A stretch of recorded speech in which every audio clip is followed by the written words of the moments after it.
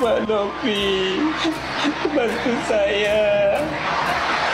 Saya minta sama Mbak Novi, mohon banget bantu saya untuk perawatan saya, Mbak Novi. Bantu saya. Agus mohon, Mbak Novi. Telah menerima laporan ya dari saudara MAS.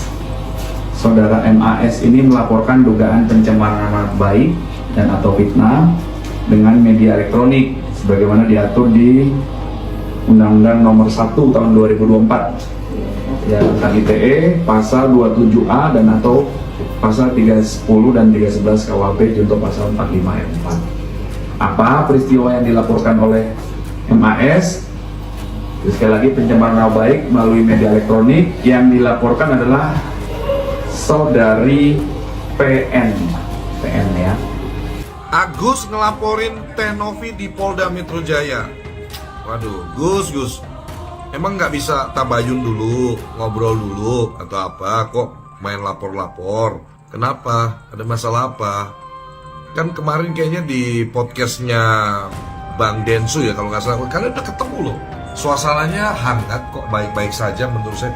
Kok tiba-tiba saya nonton berita nih, Agus bikin LP, kalau nggak salah dugaan pencemaran nama baik. Ini didampingin oleh Bang Farhad Abbas sebagai kuasa hukumnya. Gus, hati-hati, jangan ada orang yang menunggangi atau bujuk-bujukin kamu, karena bikin laporan polisi itu panjang prosesnya. Dari tahap bikin laporan, terus penyelidikan, itu nanti melibatkan ahli dulu. Ada ahli pidana, ada ahli bahasa. Kan ini terkait pencemaran nama baik nih, kalau benar terkait pencemaran nama baik. Terus nanti kalau memang ada unsur pidananya, baru naik ke tahap penyidikan.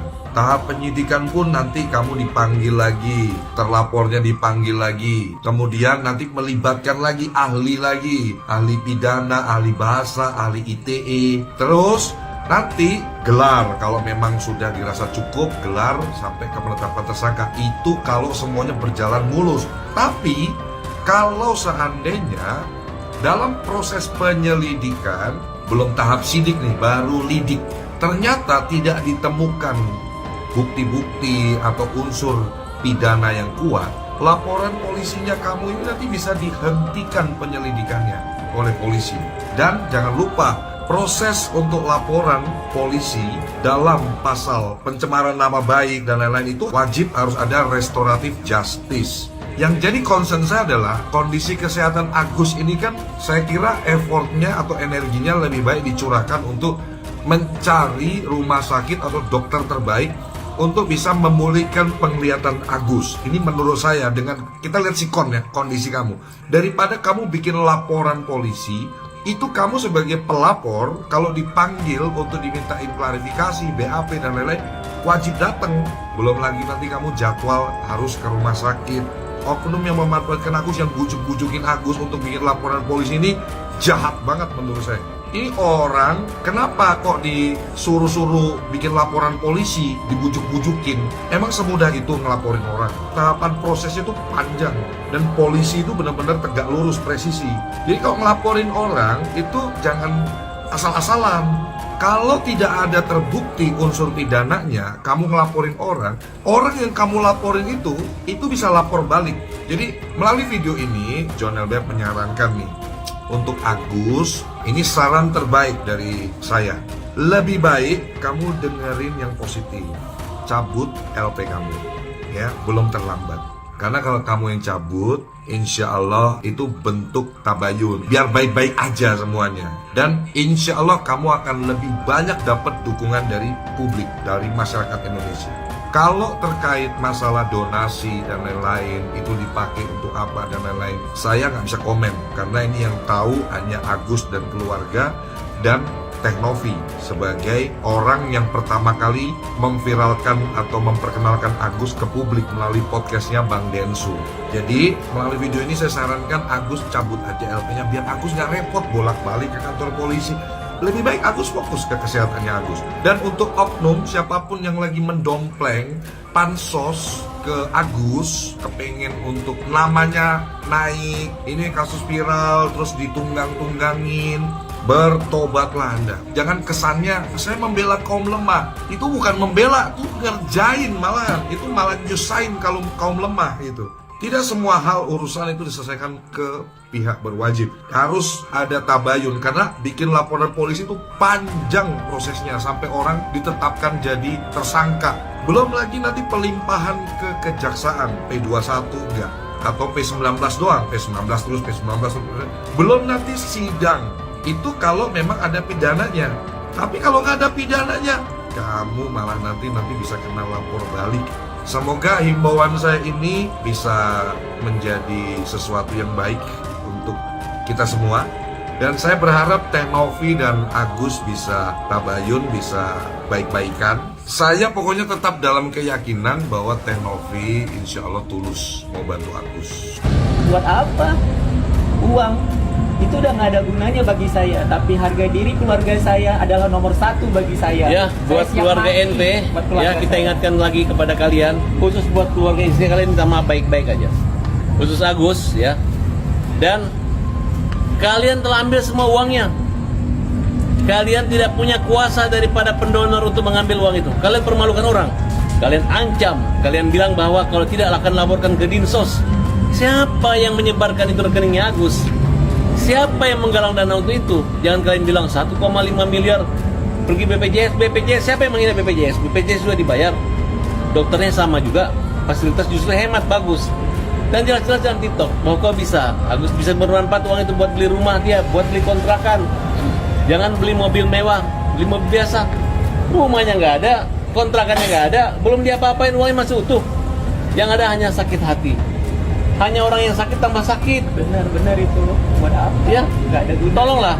Dan kalian yang mendukung orang yang mempermalukan urusan itu nggak usah kalian berpikir saya tidak mencari uang. Iya. Saya membela Agus tidak dibayar, tidak ada sukses fee. Justru saya juga menyumbang.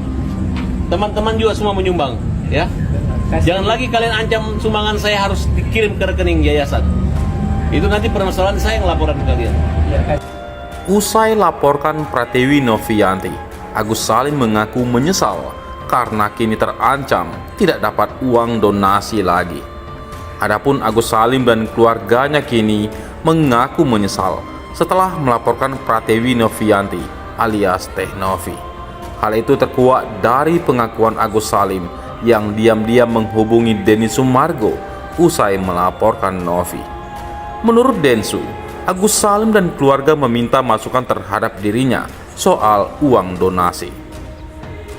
Bahkan Agus dan keluarga mengaku menyesal karena terancam tak dapat kuasa uang donasi lagi. Jujur, saya kemarin dihubungin sama keluarga Mas Agus lewat tim kreatif saya. Mereka mengakui dan juga menyesali apa yang sudah terjadi. Meminta masukan kepada saya.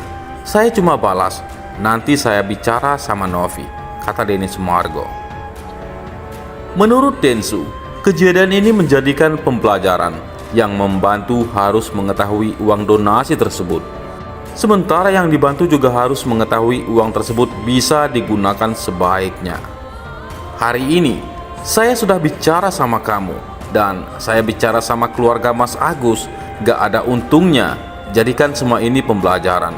Yang bantu harus tahu uangnya kemana. Yang dibantu harus tahu bagaimana bersikap terhadap uang itu supaya semua jalannya baik, terangnya. Baru kali ini aku lihat Teh Novi salah nolongan jelema. Diibaratkan Teh Novi itu lagi nolongin anjing yang lagi kedempet. Anjingnya ditulungin tapi malah ngegigit. Bukannya ngucapin terima kasih, sudah ditolongin malah dilaporin. Belagu. Seberapa menyesal orang-orang yang memberikan sumbangan sama si Agus-Agus itu, ya kan? Awak aja yang gak ada kasih sumbangan, tapi menangis melihat dia podcast pertama kali di podcastnya Bang Binsu. Menangis awak gitu. Kasihan kali dia gak punya harapan lagi gitu. Gak bisa melihat karena dalam kehidupan ini kalau udah gak punya mata kayaknya dunia itu runtuh gitu ya kan. Yang tadinya kita bisa melihat, nangis awak nontonnya gitu. Dan benci awak sama orang yang melakukan hal itu kepada dia. Ya, karyawannya sendiri melakukan itu kepada dia.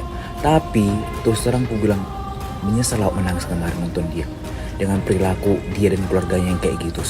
Setelah melihat duit, mengetahui duit 1 M lebih, udah lebih dari melihat, kurasa dia itu lupa semua, lupa air mata, lupa dia tidak melihat, lupa dengan kondisi, lupa dengan kesedihan, lupa dengan simpatinya orang, bersih.